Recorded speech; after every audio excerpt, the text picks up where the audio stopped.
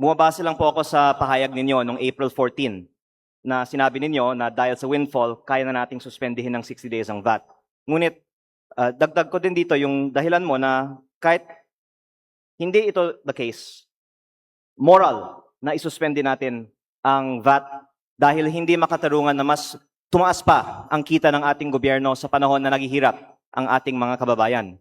And on your point that we are creating a power to grant to the executive, alam naman po nating lahat na nasa kapangyarihan ng Kongreso na mismo magdesisyon na isuspende na lang ang VAT at ang excise tax.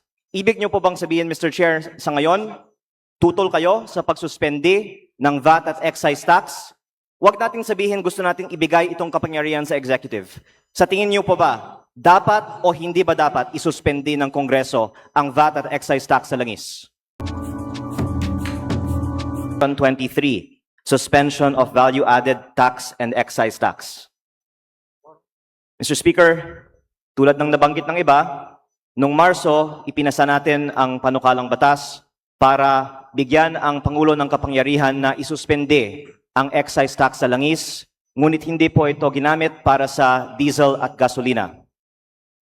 Ang ating butihing chairman ng Ways and Means Committee ay nagpahayag din noong Abril 14 na dapat suspendihin ang value-added tax sa langis for 60 days dahil any foregone revenues could already be offset by gains realized in the first quarter, and if you reach a particular threshold on collection ng VAT, pwede na tayong mag-suspend kasi may windfall na tayo. May I ask the good sponsor if I can get your support that we amend Section 23 from the President may suspend for a period not exceeding 60 days to the following shall be suspended for a period of 60 days. At the appropriate time, that can be done. But if you ask my opinion today, I don't agree with it because this is an executive decision. If you do that, you remove the bare essence of why we passed this. We passed this legislation for the executive, for it to be armed to address what it feels like is needed to be done. It's a political decision. So ultimately, to say that it has to be suspended and it's going to be mandatory, I think removes the essence of what Article 6, Section 23 is, which is the delegation of this legislative power. So, but at the appropriate time, the gentleman is free to make the necessary motion if he so wishes. But obviously, it's not something that I cannot act on right now. Ako po ay nai-inform lamang sa magandang analysis ng butihing chairman ng Ways and Means Committee na mismong nagpahayag noong April 14 na dahil sa windfall ng collection natin sa unang quarter ng 2026, noong Abril pa, kaya na nating suspendihin ang value-added tax ng 60 days. Hindi po ba totoo na dahil sa windfall, kaya natin suspendihin ang value-added tax ng 60 days? Hindi po eh.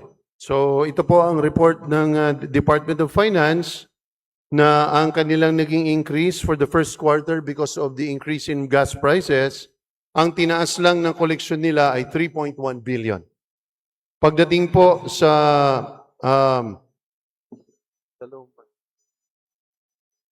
for March and April, kasama ang 3.1 nung March, ang naging increase lamang nila ay 11.9 billion.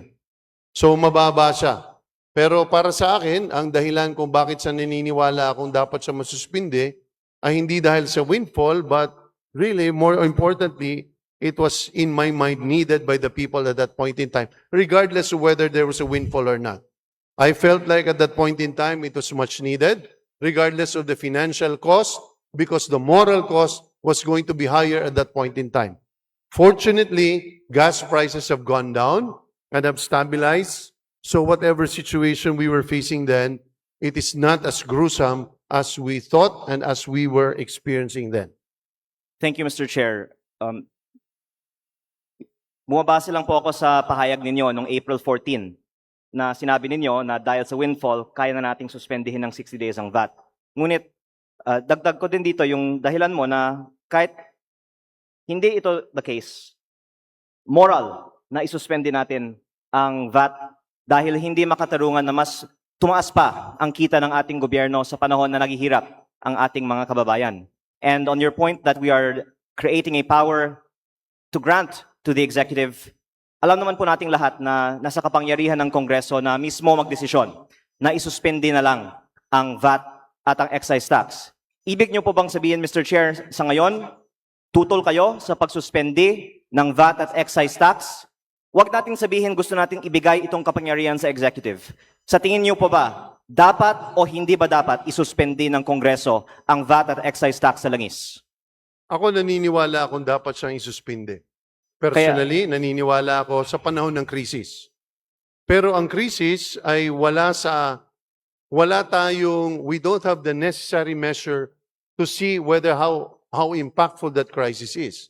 That's why it's a delegated power, much like any other emergency power. We let the executive do it. And we express our sentiment. And in fact, I continue to express my sentiment that they should have. But if you are telling us that we should automatically suspend it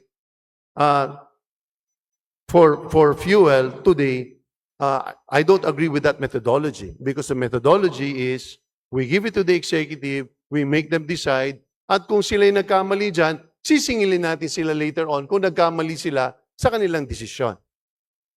Mr. Chair, sabi ko po, hindi ko po patatagalin ang aking mga sinasabi dahil alam ko po nandito po ang ating speaker at nahimay naman natin to sa komite ng matagal na. Pero ang aking panukala ay i-amend ang Kalinga Act para hindi na po ito maging katulad ng nakaraang bill na bibigyan lang ng kapangyarihan na baka hindi gagamitin at isususpindi na sa period ng 60 days ang value-added tax sa langis. Sana papayag ang ating speaker, ang ating chair, na ito ay tatanggapin sa period of amendments. Mr. Chair, pwede bang maging bukas ang inyong isip na pagdating natin sa period of amendments, ipapasok natin ito sa Kalinga Act?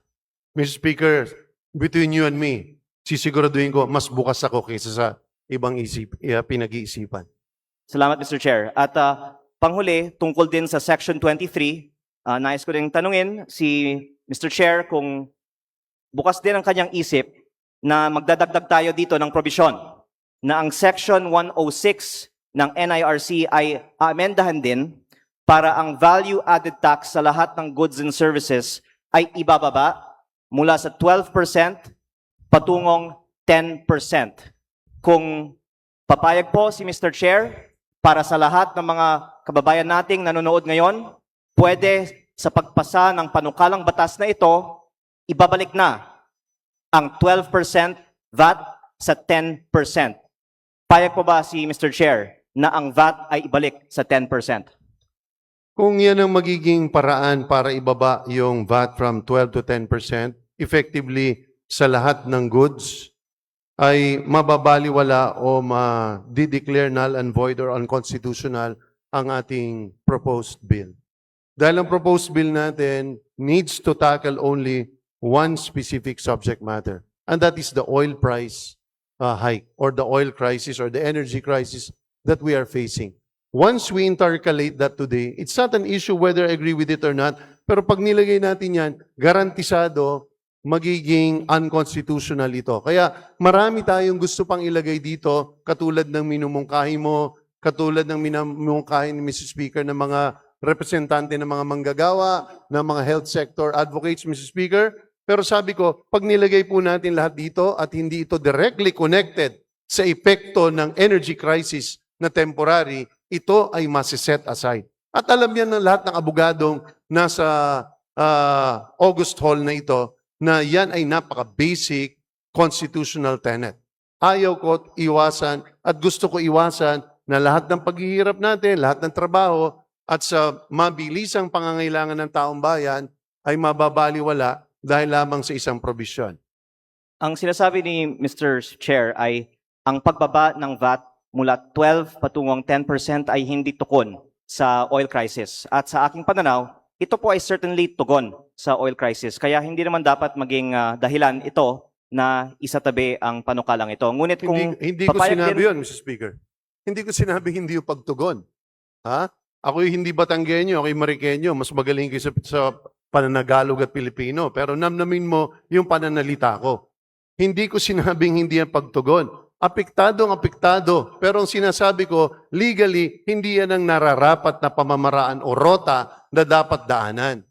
Kailangan very specific tayo dito kasi mababaliwala, and that's a very basic constitutional precept that for every bill, you can only have one subject matter. Sa aking pananaw, ito pong pagbaba ng value-added tax ay certainly pasok sa subject matter nitong bill. Pero rather than debating the form, okay po ako na ibang form basta maipasa itong substance. Kaya nais ko lang sana makuha ang commitment ni Mr. Chair na tatalakayan na sa Committee on Ways and Means sa susunod na pagdinig ang pagbaba ng VAT mula 12 tungong 10% at bago magka-recess muli ang Kongreso sa first week of June, mabigyan ng pagkakataon ang lahat ng mga miyembro ng 20th Congress na magbigay ng kanilang boto kung ibababa o hindi ang VAT mula 12 tungong 10%. Papayag po ba si Mr. Chair na yan ang deadline natin by the first week of June? Bagamat hindi ito related sa pinag-uusapan natin, Mr. Speaker, pero binibigay ko ang aking commitment. At ang commitment na hinihingi ko pabalik, bagamat wala ako naririnig pang mabigat na mga argumento pagdating sa numero, kung magkano kikitain, ano magiging overall effect kapag binabaan natin ang VAT, magkano ba ang magiging gains, windfall gain ng ating lipunan, ng bawat pamilyang nagpapakahirap, hindi pa natin pinag-uusapan yon. Pero ang challenge ay binibigay ko. Sabi nga po, para mapagbotohan, kapag siya nakakuha ng pirma ng majority, ako na mauna, pipirma ako dyan para ibabayan. As soon as you're able to get the signature majority of the members of the Ways and Means Committee, akong mauna, ipapasa natin yan sa ating committee. That is my commitment. Salamat, Mr. Chair. Baka imbes na kailangan sa labas ng mga pagdinig natin pag-usapan itong bagay, baka pwede sa committee mismo mag-manifest ng posisyon ng mga miyembro ng Ways and Means Committee para malaman na rin ng kanilang mga constituents kung gusto nila ang VAT ay 12% o 10%. Kaya baka sa susunod nating pagdinig pwedeng i-manifest nito transparently for the information ng sambayanan. Mr. Speaker, kung wala kang masahanaping mas transparent pa kundi yung papel. Unless natatakot ang aking kaibigan na hindi siya makakuha ng pirma. Malinaw, kung hindi sino pipirma, yung taong yun ay hindi supportive. Ano Opo. pa pag-uusapan doon? Pareho Diba? naman po ang But you ating cannot tingin, hold Mr. Chair. hostage a process. I'm giving you a way out by which I myself will personally sign and support your initiative, Mr. Speaker. Pero gawin natin sa tamang proseso. At ako ang mauna, kasama mo ako, kabagang mo ako dyan sa laban na yan. Thank you, Mr. Chair. Whether it's in writing or in the committee, okay po ako sa panukala ninyo na malalaman ng sambayanan ano ang posisyon ng bawat miyembro ng Ways and Means Committee, kung dapat 12% o 10% ang VAT sa mga susunod na mga linggo. And hindi ko na po pahahabaan ng talakayan kung dapat 12 o 10% o kung dapat automatic o discretionary ang suspension ng VAT o excise tax sa langis sa segment na ito dahil narito po si kagalang-galang na Speaker of the House. I believe that we still have the period of amendments to follow for the Kalinga Act. May I just clarify, is the period of amendments going to follow today or will this be on a different day? It'll be today. So those of us who are interpolating now still have time to discuss with the chair in between now and the period of amendments some of the proposals that we would put forth. And I would like to manifest that I don't think that we have a quorum in today's session and that I hope that before we move forward on the discussion of the Kalinga Act, the good chair will agree to amend Section 23 of the Kalinga Act. Thank you, Mr. Chair. Mr. Thank- Speaker, you. if I may, Yes. last, just to respond. Walang mas matibay pa na ebidensya kundi kasulatan. Ang mga Batanggenyong nakilala ko sa sinaunang panahon, sa kasaysayan, hindi lamang sinusulat sa papel ang usapan. Dugo ang ginagamit para tindigan ang kanilang paninindigan. Kung ang pangmangyayari lamang ay usapan, hindi natin alam sino present, sino absent, walang mas malinaw na basihan kundi papel. At yan ang challenge. Magtulong tayong dalawa. Ilagay natin sa papel, ikaw pipirma, ako pipirma, kumbinsin natin ang ating mga kasama. At kapag yan ay umabot tayo ng majority, sinasabi ko sa iyo, approve pagdating yan sa ating committee. Kung magtatagal tayo sa sa debate sa komite, walang katapusan yan. Na mangyayari dyan, magiging pasikatan na naman. Maglalabas tayo sa kung saan-saan. Tayong dalawang kawawa dyan. So patunayan ng ating mga kasama, supportive ba sila o hindi? Maglabas tayo ng kasulatan. At sumulat tayong dalawa, pirmahan natin yan. Wala ka na masahanapin pang ebidensya. 100% agree po ako kay Mr. Chair tungkol sa pagperma para sa pagbaba ng VAT sa Ways and Means Committee. Pero tungkol sa Kalinga Act na sa aking pagkakaalam ay for approval ngayong araw, ang kasulatan naman po ay napakalinaw sa Section 23 na ang panukala ko ay amendahan ang the President may maging the following shall be suspended for a period of 60 days. At uulitin ko po muli, sa tingin ko, wala tayong quorum sa araw na ito. Kaya sana sa mga susunod na minuto, pwede natin talakayin kay Mr. Chair kung papayag siya na amendahan natin para maaprubahan ngayong araw ang Kalinga Act. Salamat po. Mr. Majority Chair, Leader. Mr. Chair, it's either you question the quorum or not. Pwede tayong mag-roll call ngayon o mamaya kung gusto Session niyo. suspended. Hindi tinitreaten tayo dito sa ganyan, di ba? Call a spade. Sa kagalang-galang ho na kinatawan ng ikalawang distrito ng Marikina, bukas ho ba kayo sa ilang mga paglilinaw na katanungan? Hindi lang bukas, kundi bukas na bukas sa pagtatanong dahil I look forward sa aking kaedad at kasing nag-aalab at mapulang nakikipaglaban para sa mga manggagawa. Maraming salamat po, Ginoong Speaker, sa ating distinguished sponsor. Sa Section 5 po ng panukalang batas, may 3 kondisyon na maaring mag-trigger ng deklarasyon ng State of National Emergency. Una dito, Mr. Speaker, distinguished sponsor, kapag ang average Dubai crude ay umabot o lumalagpas na ng $80 per barrel. Kalawa, percentage increase in domestic fuel prices. At pangatlo ay pumapatungkol po sa national fuel inventory falling below 30 days of supply. Lahat ng ito, Mr. Speaker, Ginoong sponsor, ay nakapatungkol sa supply side.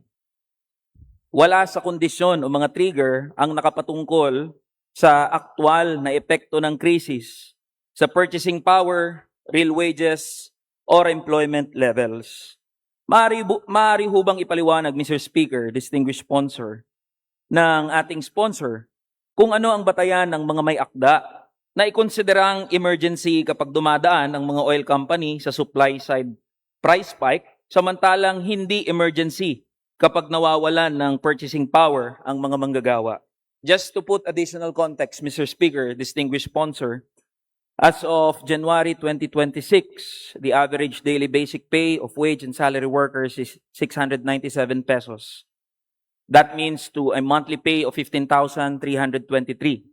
Yung headline inflation po natin, tumataas at nai-report nga po nitong Abril 2026 na nasa 7.2%.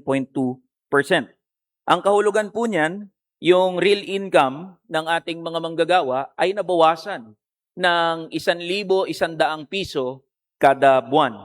So maaari po bang bigyang linaw ng ating kagalang-galang na sponsor kung ano yung batayan ng mga may akda dito sa panukalang batas na hindi ikonsidera ito bilang emergency? Maraming salamat. Dapat dali-dalian mo yung mga tanong mo, huwag masyado mahirap, Mr. Speaker.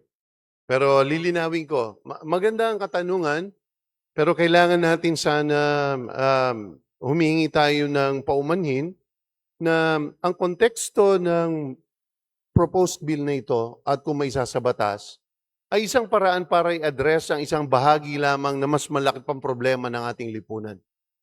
Hindi ito sinisikap na solusyonan ang mabibigat na problema tulad ng sinasabi niyo mga problema, ngunit maaaring nakakaapekto ito doon. So, this is a very targeted response in relation to a very specific problem which is an energy crisis. At ang lahat ng hakbang na ginagawa po natin dito ay paano ba natin itong napaka-specific na sakit ng ating ekonomiya, yung pagsirit ng presyo ng gasolina, paano natin siya mai-insulate para hindi siya maka-apekto ng iba. So, kung titingnan ninyo, lahat po ng mga hakbang dito ay patungkol sa kung paano hindi kumalat ang sakit. paano ma-address specifically yung sakit na yon sa ating ekonomiya, which is really energy related. So, yun po ang unang paghingi ko ng paumanhin. Dahil hindi po ito pagbabaliwala sa mas mga mahalaga at importanteng usapin ng sahod. Pangalawa ay nahuhuli kung gagamitin namin yung usapin ng inflation, yung depreciation or the lessening of the purchasing power of the ordinary Filipino, masyadong matagal yung magiging epekto pag yan pa ho ang gagamitin naming basehan. In short, pag yan ay ilagay natin dito, maliban doon sa sinabi ko ng mga dahilan, ay baka masyado na tayong mahuli. Kasi ang epekto pagdating doon sa ordinaryong manggagawa in terms of the oil price hike does not take place in 30 days, 60 days. It takes place at the very least 60 to 90 days later ang nagiging epekto. So, kaya natin siya hindi nilalagay. At sa tingin natin, yung problema at usapin po nung sa ganyan ay mas kayang ma-address sa mas malawak na reforma pagdating sa regional wage boards na matagal nyo na pong mga ipinaglalaban. So, kung sa maiksing sagot po, ay hindi po namin binabaliwala.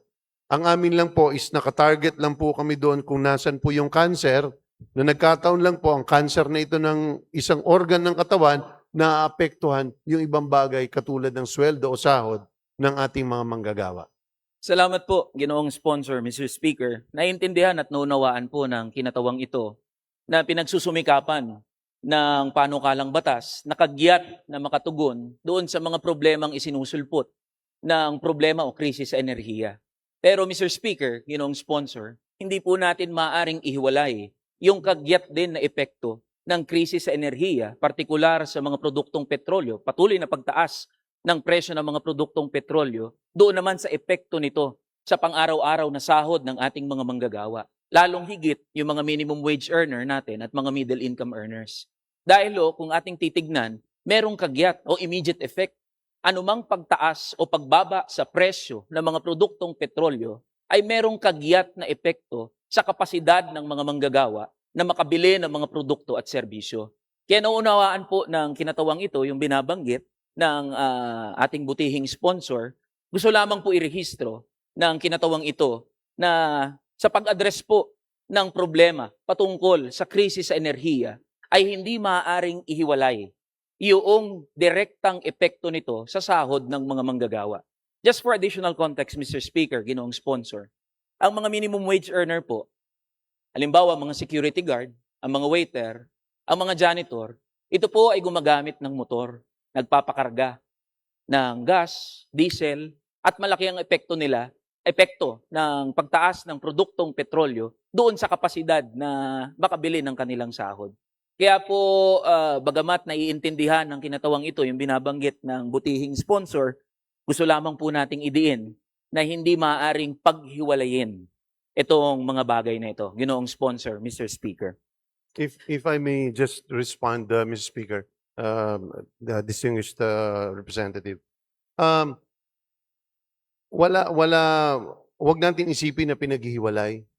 Hindi, kung nagkamali man ako sa pagbitaw sa pananalita, ang sinasabi lang natin is, kapag ginamit natin ang basihan, kumbaga on the demand side, for lack of our economists will not forgive me for using these terms because I don't think they're really being used appropriately. But if you look at the supply side in terms of the energy cost, and on the demand side in your parlance is the wages, sa tingin natin, pag yun ang nilagay natin, tingin namin mas madidihado pa ang manggagawa dahil kung yun ang magiging triggers, capacity to purchase, actual value of wages, living wages, masyadong mahuhuli bago natin matrigger yung aksyon ng national government.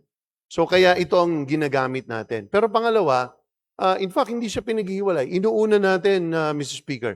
Inuuna natin dahil unang-una makikita mo doon is ini-establish natin yung mga immediate emergency room quote-unquote actions natin ay patungkol sa pag-restore ng kapasidad ng mga manggagawa na apektado ng transportation. So inuuna natin ang mga manggagawang directly involved sa transportation, bumibili ng gasolina. Ini-involve natin ang mga magsasaka na gumagamit din ng gasolina. Ini-involve natin ang mga fisherfolk. Nakalagay lahat, bawat programa, bawat listahan ng benepisyaryo. Inilalagay din po natin na hindi lamang magkaroon ng permanente, reliable, maaasahan, data-driven at may katotohanan ng listahan na hindi hinahaluan ng politika, kundi episyente rin dapat at mabilis ang pagdidistribute ng tulong na ito. So ito yung mga emergency room or mga mabilis ang solusyon na ating hinahanap dahil sila talaga yung mga pinaka-apektado. So we take to heart yung patuloy niyong pakikipaglaban para sa manggagawa at patuloy po naming isa sa puso yung pakikipaglaban po na yan dahil suportado po namin kayo dyan. Maraming salamat po, Ginoong Sponsor, Mr. Speaker. Balikan po natin yun later on. Dito po sa Section 17B, meron pong tinatawag na temporary wage subsidies sa mga maliit at maliitan na mga negosyo, mga MSMEs, at sa mga transport operators. Dito po sa provision, nakasaad that subsidy shall be strictly conditioned upon good faith labor retention and the prevention of avoidable layoffs. Ang tanong ko po sa butihing sponsor, ano ho ang ibig sabihin ng quote-unquote good faith sa legal text? At sino ho ang nagdedetermina kung ang mga layoff ay may iwasan o avoidable? At kung makita ng Department of Labor and Employment na merong paglabag dito sa mga kondisyong ito, Mr. Speaker, Ginoong Sponsor, ano ho ang mangyayari doon sa subsidyo na ibinigay na dito sa mga maliit at maliitan na mga negosyo? Ano po yung mga enforcement mechanism po natin? Mr. Speaker, Ginoong Sponsor. Mr. Speaker, itong specific paragraph po na ito sa Section 17 ay isang pamamaraan po kasi kung meron pong pinakaayaw natin mangyari ay may matanggal sa trabaho. Yun po ang pinakamabigat na consequence na ayaw natin mangyari at kadalasan ito ay preventable. Dahil ang energy crisis, kung makikita natin, wala tayong kakontrol-kontrol kahit isang bahagya dahil we are 100% dependent on imported fuel. Pero nakikita rin natin na bagamat ang epekto ay mabagsik, ito ay temporary at hindi pang matagalan. So, ang gusto nating, ang ninanais ng pamahalaan dito is, or sa batas na ito, ay iwasan natin na magkakaroon ng kumpanya magsasara dahil sa pagtaas o pagsirit ng presyo ng langis. Ayaw natin na magkakaroon sila ng layoff o magtatanggal ng mga trabahador dahil kapag nagtanggal ka na, sa maraming datos na nakita namin, ay kapag nagtatanggal ka ng isang empleyado, kadalasan hindi na yun na ibabalik. At madalas ito yung nagagamit pang dahilan para pagsamantalhan ng ibang mga employers para magtanggal ng tao na matagal na nilang gustong tanggalin pero wala silang basis for removing. So ito ang tinitingnan natin dito is binabantayan natin yung mga employers na dapat in good faith sila dito na ang purpose ng subsidy na ibinibigay ay para talaga para sa labor retention. Sa tanong sa kung anong mangyayari kung nakita na may kasalanan o in bad faith ang employer, syempre hihinto natin ang subsidy. Yan ang una. Pangalawa ay may karampatang kaparusahan naman under existing labor standards na po pwedeng natin ipataw. Pangatlo, sa tingin ko, kapag nag-implement na tayo o nagkaroon ng implementing rules and regulations, magkakaroon ng very specific agreements or memorandum of agreements ang Department of Labor, o ang DTI, o anumang ahensya ng pamahalaan na kasabay ang employer para masigurado na merong enforceability ang usapin nito. Ang pangatlo ay kung ano man na naibigay na subsidiya, kung ito'y naibigay na sa manggagawa, ay hindi na natin yan po pwedeng ibalik o kukunin. Dahil ito ay vested right na nung manggagawa, dahil lalo na unless mapatunayan natin na nagsabwatan sila with the employer. Pero kadalasan, ang burden of proof or ang presumption is, kung ano man ang natanggap nila, ay sa kanila na po yan. Maraming salamat po, Ginoong Speaker, at sa butihing sponsor. Maganda po na nabanggit na maaaring pagtibayin pa o palawigin itong mga concern na ito sa maaaring maging ganap na implementing rules and regulations sakaling maging ganap na batas, itong panukalang batas. At binibigyang diin po natin na suhetibo o subjective o undefined sa panukalang batas. Ito pong nakasaad na good faith, labor retention, and the prevention of avoidable layoffs. So mahalaga po na nabanggit ng butihing sponsor, Ginoong Speaker, na maaari itong pag-usapan sa pagsasagawa o pagkakaroon ng implementing rules and regulations.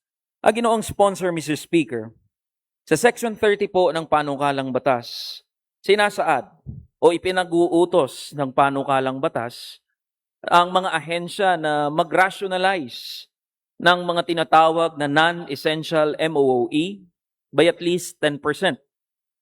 Isinasaad po nito na professional services, consultants, technical assistants, and general services as non-essential.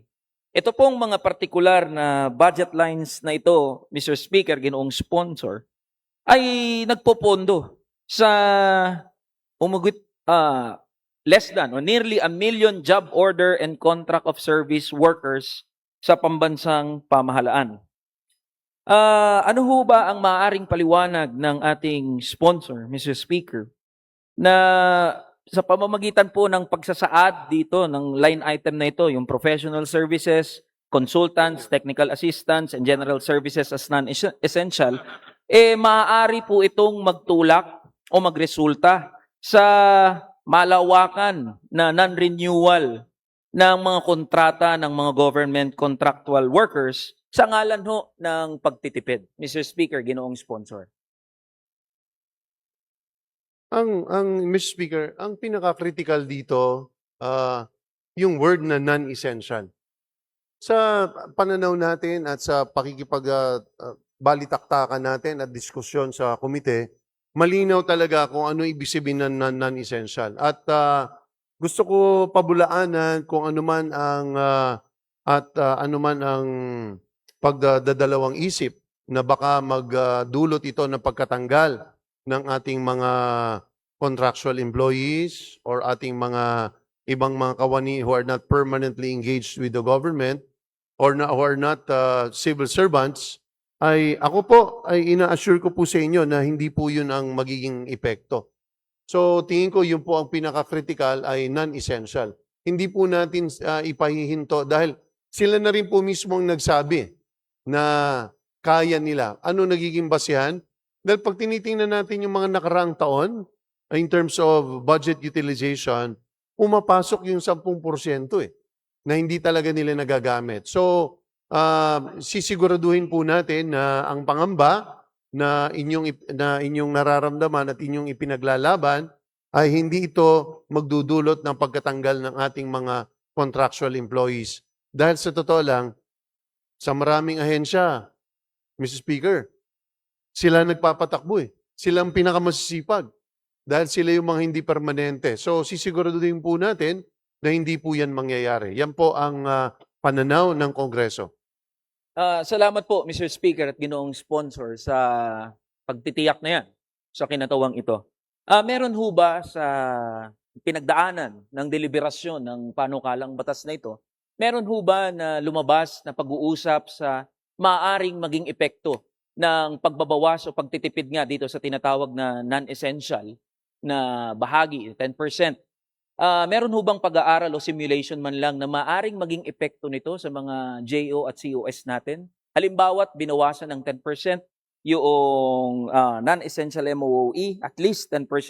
Nakita ho ba ng ating mga ahensya na meron itong epekto sa bilang? Kasi batay po sa ating datos, merong approximately 919,000 na mga JO at COS workers. So gusto pong malaman ng kinatawang ito, Ginoong sponsor, Mr. Speaker, kung meron bang pag-aaral o sinikap man lang ba na tignan ng ating mga ahensya yung maaring maging epekto nito doon sa ating mga kontraktual na mga manggagawa sa gobyerno. Mr. Speaker, Ginoong sponsor. Mr. Speaker, kung pag-aaral, wala akong nakita na pinakita nila pag-aaral sa akin. Pero ang matitiyak ko ay tinanong ko ito. Nung lumabas ang provision na ito, nangangahulugan ba rito na magkakatanggalan tayo sa mga manggagawang nasa pamahalaan na ngayon malinaw yung sinabi nila na hindi. Hindi dahil sa totoo lang, nakikipaglaban nga tayo para ma-retain ang trabaho sa ibang aspeto ng ating ekonomiya. Sa kaliwang kamay, pinaglalaban natin huwag sila matanggal, pero sa kanang kamay naman tayo magtatanggal sa gobyerno. So they gave us that assurance and I am relaying that assurance to the honorable representative ng ating mga manggagawa, Mr. Speaker.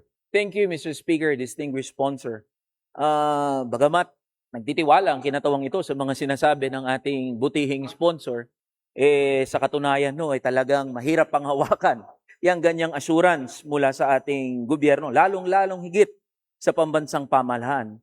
At sa katunayan, ang numero uno na pinakamaraming kontraktual na mga manggagawa ay ang ating gobyerno mismo. Kaya sisingilin ho ng kinatawang ito at ng mga manggagawa ang ating butihing sponsor at ang mga ahensya kung sakaling ito ay magresulta sa pagkatanggal ng ating mga kontraktual na mga manggagawa sa pambansang pamahalaan.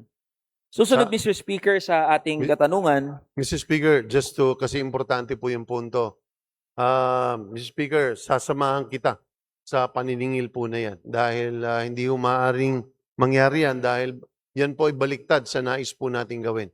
At kung ano man po in the future ang ipaglalaban ng ating kamanggagawa representative, pagdating po sa contractualization sa gobyerno na tingin ko napakatagal nang naabuso.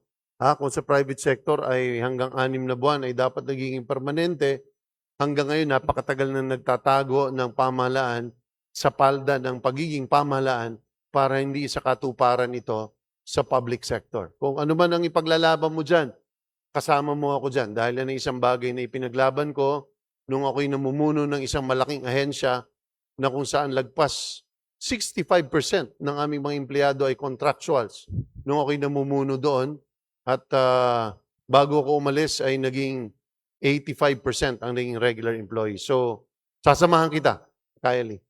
Maraming salamat po, ginoong sponsor, Mr. Speaker. Babalik po tayo doon sa usapin ng relasyon ng ayuda at nung pag-address ng pamahalaan tungkol sa sahod ng mga manggagawa. Dito sa panukalang batas, meron hong mga cash transfers o emergency cash transfers, mga subsidyo o mga ayuda para sa ating mga manggagawa. Pero ito pong mga cash transfers, subsidyo at mga temporary na mga assistance sa ating mga manggagawa ay mag-expire sa punto na i-lift na yung emergency. Pero alam niyo po, ginoong sponsor, Mr. Speaker, yung epekto ng krisis sa sahod ng mga manggagawa ay hindi nagtatapos pag nagtapos din yung emergency o kapag na-lift na yung emergency na dineklara, dulot nga ng krisis natin. So, ano ho ang mga partikular na interbensyon ng ating pamahalaan o mga binuksan nito ng mga pag-uusap tungkol doon sa ating wage setting mechanism, Mr. Speaker, ginoong sponsor? Tulad nga ho ng binabanggit ko, matagal na inamin na rin ho to ng Philippine Statistics Authority na mula 2018, nabawasan ng 30% ang purchasing power ng mga manggagawa. At merong higit na epekto to, lalo't dumadaan tayo sa krisis ngayon. Pero wala ho sa panukalang batas o sa anumang mga naging pagdinig dito sa panukalang batas ang pumupukol doon sa tingin natin may kakulangan na wage setting mechanism natin na nakasaad sa Republic Act 6727 o Wage Rationalization Act of 1989. So yun po ang tanong ng kinatawang ito, ginoong sponsor, Mr. Speaker. Ano ang mga partikular o mga konkretong hakbang ng pamahalaan para i-address itong patuloy na pagdausdos ng halaga ng sahod ng mga manggagawa, lalo't higit na dumadaan sa krisis yung ating bayan? Kasi we cannot find anywhere in the proposed bill addressing this real, valid, and legitimate concern about the purchasing power of the workers and any concerns pertaining to the wage setting mechanism as enshrined in the RA 6727. Mr. Speaker, good sponsor. Tama po, Mr. Speaker, na hindi natin in-address yung wage determining system. Ano ba ang tawag natin dyan? Mechanism? Tama po. Hindi po natin siya na-address dito dahil tulad ng sabi namin is, ito ay isang batas na umuukol sa isang urgent, temporary, and short-term problem. So yung problema po ng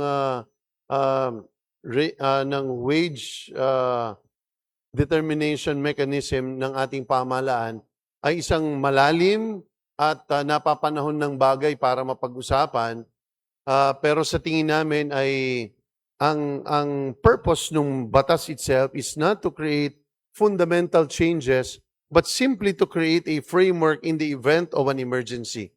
Parang marami rin kasing hindi lang yung mga representante ng mga manggagawa, pero kahit po yung sa health sector, kahit po sa iba't ibang na nais nila sanang kunin itong pagkakataon para isama na sa usaping ito. Sabi ko, hindi siya napapanahon dahil ang usaping ito ay patungkol lamang sa isang emergency situation related doon sa oil price hike.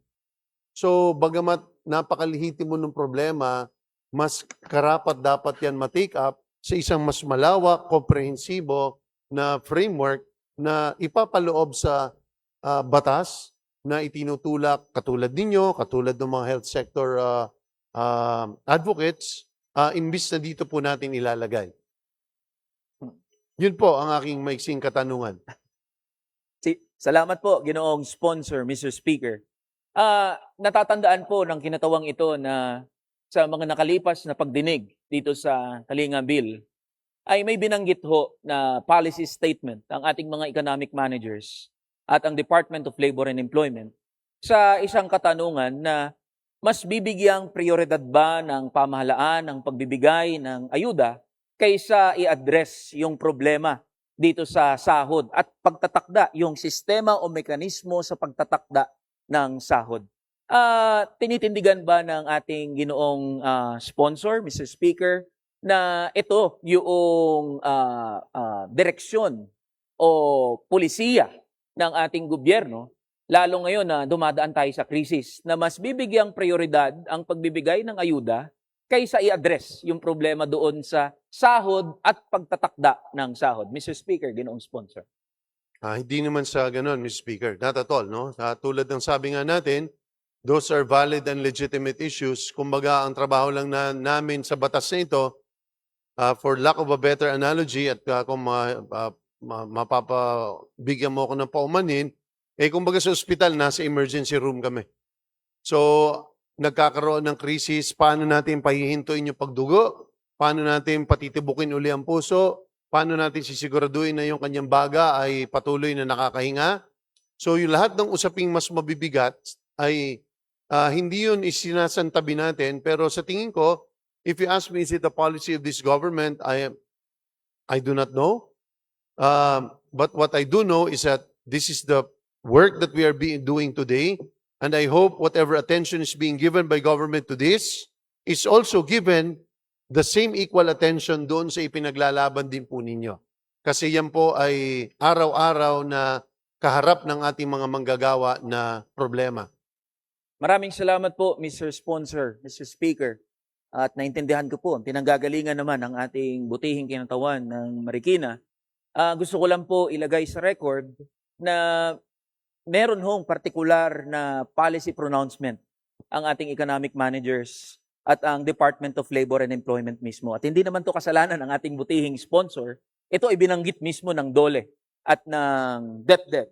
Ang sabi nila sa mga nakaraang pagdinig dito sa panukalang batas is that they are opposed to any wage increases or any topics or issues pertaining to the revision of the wage setting mechanism that we have. Ang ibig sabihin nito, Mr. Speaker, ginoong sponsor, ang Department of Labor and Employment ho at ang ating mga economic managers ay tumututol sa anumang pag-uusap sa pagtataas ng sahod at pag-uusap tungkol sa sistema ng pagtatakda ng sahod. Dahil yun po ay dalawang magkaibang bagay. Yung pag-uusap po sa pagtataas ng sahod, meron hong nakasalang dito sa ating bulwagan, yun po yung legislated wage increase na pangunahing itinutulak ng ating butihing Deputy Speaker Raymond Mendoza ng TUCP Party List. At meron hong isang panukalang batas din na sinusuportahan na ng 200 mga mambabatas. Ito po yung pagbubuwag ng tinatawag nating provincial rate at pag-aamyenda o pagre-revisa doon sa RA 6727 as enshrined in the House Bill number 8081. Pero nakakalungkot, Mr. Speaker, ginoong sponsor, ay bagamat merong malawak na suporta na nakuha itong mga panukalang batas na ito, dito sa bulwagang ito, ay tila pinipigil ng mga economic managers natin yung pagsasabatas o pagpapasa ng panukalang batas na ito na directly mag-a-address dito po sa ating pinag-uusapan tungkol sa sahod at pagtatakda ng sahod. Naiintindihan po ng kinatawang ito, ginoong sponsor, Mr. Speaker, na po pwedeng pag-usapan sa dalawang magkahiwalay na usapin, yung pag-address dito sa energy crisis at yung pag-address naman sa sahod ng mga manggagawa. And that is precisely what this Congress is doing, Mr. Speaker, good sponsor. We have concrete proposals and measures pertaining to the wages and the wage setting mechanism or wage determining mechanism that we have. Yet, and very sadly, hinaharangan ng ating mga economic managers and no other than the Department of Labor and Employment, Mr. Speaker, good sponsor. Sila pa ang nangunguna na umaharang dito sa panukalang batas na ito. Kaya naiintindihan ng kinatawang ito, ginoong sponsor, Mr. Speaker, na yung sinasabi ng ating butihing sponsor na ipaglalaban natin yung karapatan ng mga manggagawa, yung usapin sa sahod, yung usapin sa pagbubuwag ng provincial rate. Pero hindi rin maihiwalay sa konteksto ng ating pag-uusap at diskusyon, ginoong sponsor, Mr. Speaker, na mismong gobyerno pa, yun ang nakakalungkot, Mr. Speaker, ginoong sponsor, mismong gobyerno pa, Department of Labor and Employment, and our economic managers, sila pa ang nangunguna na pumigil sa trabaho natin bilang mga mambabatas, bilang mga miyembro ng kapulungang ito, upang tugunan yung problema sa sahod at pagtatakda ng sahod ng ating mga manggagawa. Kaya meron hubang maaaring ibigay na paglilinaw ang ating butihing sponsor. Alam ko hindi po kayo ang tumututol, pero meron pong malinaw na pronouncement kasi ang DOLE at ang economic managers natin. Sa 3 hearing po, Mr. Speaker, ginoong sponsor, sa 3 hearing, sila ang umaharang doon sa mga panukalang batas na itunutulak natin. Meron po bang komento ang ating sponsor dito, Mr. Speaker? Ang komento ko po ay tama po kayo. Naalala ko pong sinabi nila yan. I confirm. Maraming salamat po, Mr. Speaker. Good sponsor. Nalinawan na po ang kinatawang ito sa mga katanungan. Gusto lamang po irehistro para sa ating record ng kinatawang ito na naiintindihan at appreciated ho ng mga manggagawa ang anumang hakbang na ginagawa ng ating pamahalaan sa pag-address sa krisis sa enerhiya. Hindi po isinasantabi ang efforts na ginagawa ng ehekutibo. Hindi po isinasantabi ang efforts na ginagawa ng bulwagang ito at ng mga ahensya ng gobyerno. Pero kailangan din nating singilin ang mismong gobyerno. Dahil gobyerno mismo ang ayaw na harapin ang anumang pag-uusap tungkol sa pagtataas ng sahod, sa pagbubuwag ng provincial rate, sa pagre-review ng RA 6727 na nagdulot ng mga provincial rate at ng mga regional wage boards na hindi responsive sa problemang dinaranas ng mga manggagawa ngayon. Kaya't nakakalungkot po, Mr. Speaker, na bagamat appreciated natin na tayo ay nagpapasa ng isang panukalang batas with the goal or with the objective in mind to help the most distressed portions of our population, ay nananatiling tahimik ang ating pamahalaan tungkol sa sahod. Ang sahod ho ang isa sa pinaka-epektibong pamamaraan upang tulungan ang ating mga manggagawa. Bagamat nakakatulong ho ang pagbibigay ng ayuda, Mr. Speaker, good sponsor, bagamat nakakatulong yan, hindi po nanaisin ng mga manggagawa at ng mga ordinaryong Pilipino na palagian na lang ang sagot sa mga problema ay pagbibigay ng ayuda.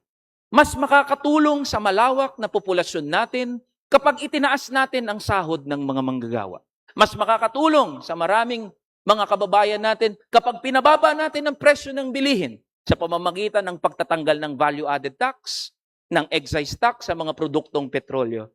But even so, Mr. Speaker, good sponsor, itong dalawang mayor na issue na to sa pagtataas ng sahod at pagpapababa ng presyo ng bilihin gobyerno pa rin ang nangunguna na tumutol dito. And that is why I implore our colleagues, more than 200 of us have already thrown our support for the passage of House Bill number 8081. And yet, hindi pa rin po na isasalang dito sa plenaryo ang pag-uusap na yan.